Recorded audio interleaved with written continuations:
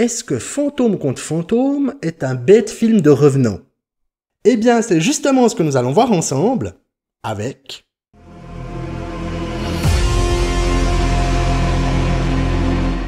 Hey les fans de ciné, ici Critiqueur. Alors oui, je teste un peu des nouveaux décors, des nouvelles manières de filmer, dites-moi ce que vous en pensez en commentaire. Quand on dit Peter Jackson, ce qui nous vient en premier à l'esprit, c'est ça.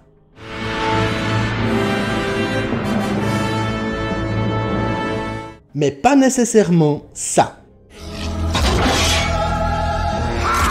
Pourtant, Fantôme contre Fantôme, ce métrage méconnu du réalisateur qui a juste précédé la trilogie du Seigneur des Anneaux, est un film à ne pas louper. Il ne faut pas oublier que Peter Jackson a commencé derrière la caméra avec des métrages assez ardus. Le célèbre Bad Taste en 1987, le dérangeant Les Feebles en 1989, le trash Branded en 1992, l'inspiration de True Crime avec Créature Céleste en 1994, et il a même bluffé tout le monde avec un documentaire très bien fichu, Forgotten Silver, en 1995. En 1992, Peter Jackson et son épouse Fran Walsh travaillent sur un nouveau scénario.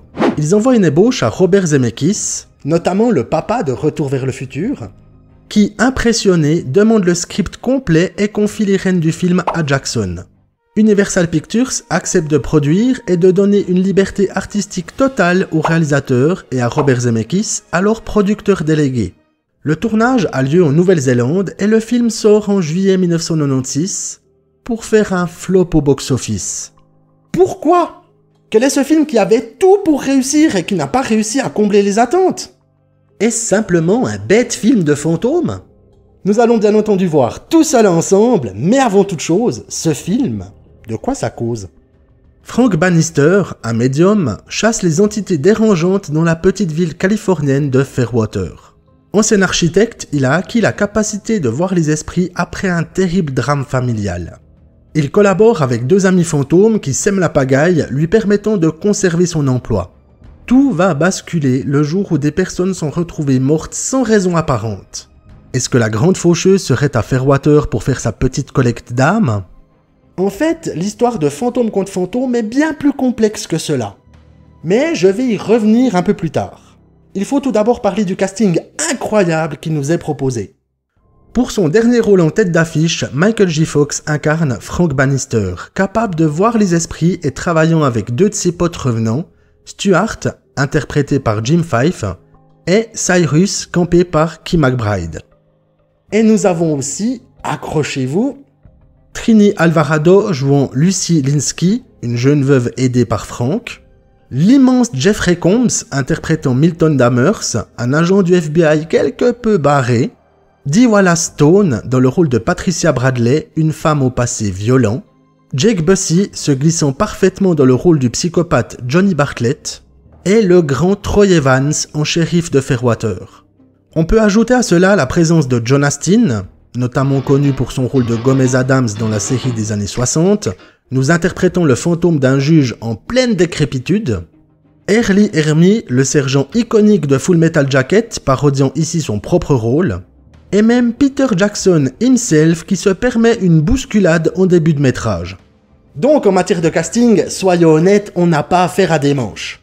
Et en termes d'effets spéciaux, même si on se trouve en 1996, c'est pas si mal que ça. Les fantômes sont bien représentés et collent dans le décor, la grande faucheuse envoie du steak à chacune de ses apparitions, et l'ensemble reste majoritairement harmonieux. Bon, la représentation de l'enfer sur la fin, bof bof. Outre cela, ce qui fait la force de ce métrage, c'est son scénario. Qu'il s'agisse de l'écriture des personnages ou du déroulement de l'histoire, Peter Jackson et Fran Walsh ne se sont pas foutus de notre gueule. Le film semble démarrer comme une comédie fantastique, sur un ton léger et avec des scènes marrantes, avant de lentement mais sûrement glisser dans l'horreur sur fond de grandes faucheuses, tueurs en série et événements dérangeants. Encore aujourd'hui, quand je regarde ce film, je ne peux pas comprendre comment il a pu passer sous les radars à ce point-là. Et en creusant un peu, il y a 3 explications à cela. Premièrement, la sortie du film a été avancée par la boîte de prod pour être un des blockbusters de l'été, tellement les projections tests ont bien fonctionné. Mais il s'est retrouvé au coude à coude avec un autre métrage, Independence Day. Deuxièmement, il est sorti au moment du début des Jeux Olympiques d'Atlanta.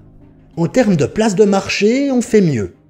Rien que sur ces 2 points, je pense que sa sortie initiale en octobre 1996 aurait pu carrément changer la donne. Et troisièmement, la campagne marketing a été assez poussive. Affiches sans réelle représentation de ce qu'on allait voir et genre cinématographique difficile à cerner. D'ailleurs, c'est là que Peter Jackson s'est rendu compte de l'importance du marketing qui entoure la sortie d'un film. Ben, ça a été vachement compris après avec Le Seigneur des Anneaux, hein. Pour ces raisons, Fantôme contre Fantôme n'a pas été un succès au box-office tout en restant bien vu des critiques. Il reste un film à découvrir qui nous fait passer un bon moment de cinéma et réussissant à mélanger les genres de manière habile et parfois flippante. Et à ce sujet, creusons un peu l'histoire. Pour cela, je vais devoir spoiler. Donc si vous voulez le voir et conserver toutes les surprises, rendez-vous à ce timecode. Après le visionnage de je ne sais pas combien de métrages durant mes années d'existence, j'ai rarement vu un film qui augmentait les enjeux de cette manière-là. Comme je l'ai dit, on démarre pépouze avec la découverte des personnages principaux et ça reste bon enfant. Chelinsky, campé par Peter Dobson et obsédé par le bien-être, nous fait doucement sourire. La hantise de la maison d'une riche propriétaire prête également un léger rictus. Et la cohabitation de Frank et ses amis fantômes ne semble pas être si évidente. Bon, on a tout de même une intro assez prenante et un documentaire sur le tueur de masse Johnny Bartlett qui colle quelques frissons. Mais rien de bien méchant. Puis, les meurtres de la faucheuse commencent à s'accumuler. Représentée avec une grande cape et une faux, elle semble étendre son ombre sinistre sur toute la ville de Fairwater. Frank, ayant la capacité de la voir, va tenter de l'arrêter. Ah, et on parle du fait que notre ami a perdu son épouse dans un accident de voiture, mais qu'elle a été retrouvée avec le numéro 13 gravé au milieu du front. Alors là, on n'est plus trop dans une comédie. Entre l'arrivée de l'agent Dammers ayant infiltré tous les groupements les plus obscurs jusqu'en perdre la boule et qui devient de plus en plus flippant, les exactions de la faucheuse qui deviennent plus précises et violentes, l'arrestation de Frank accusé des meurtres étranges de ces derniers temps, et la mort temporaire de celui-ci pour stopper l'esprit maléfique, on bascule quand même dans quelque chose de plus sombre. Mais ce n'est pas fini. L'identité de la faucheuse est révélée, il s'agit du tueur Johnny Bartlett continuant sa série de meurtres après sa mort. Bon, même si on peut un peu s'y attendre, ça fait mouche et là, c'est parti pour un final bien comme il faut. Tout se passe dans un hôpital abandonné où le fantôme de Bartlett et sa petite amie Patricia, elle aussi allumée comme un sapin de Noël, pourchassent Frank et Lucy. Heureusement, tout se termine bien. Les 2 amants tarés finissent en enfer. Frank retrouve le bonheur avec Lucy, et celle-ci, traumatisée par les derniers événements, est aussi capable de voir les esprits. Fin. Au vu de tout ça, et pour répondre à la question, non, Fantôme contre Fantôme n'est pas un bête film de revenant. Avec un scénario qui va crescendo jusqu'à un final glissant vers l'horrifique pur jus, on assiste à une montée en puissance de l'intrigue. Mélangeant les genres pour notre plus grand plaisir, il s'agit d'un film à plusieurs facettes, nous faisant passer du rire au frisson en quelques instants. Pour en rajouter une couche, les personnages sont bien travaillés, principalement celui de Frank, de son passé tragique et de ses motivations. Il ne faut pas oublier que dans les années 90, les films de fantômes c'était majoritairement ça.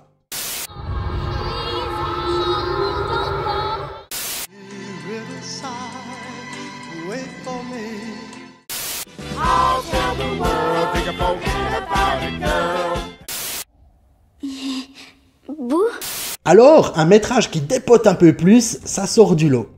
Peter Jackson a réalisé ici un très bon film de fantôme en mettant en avant les personnes bien en vie.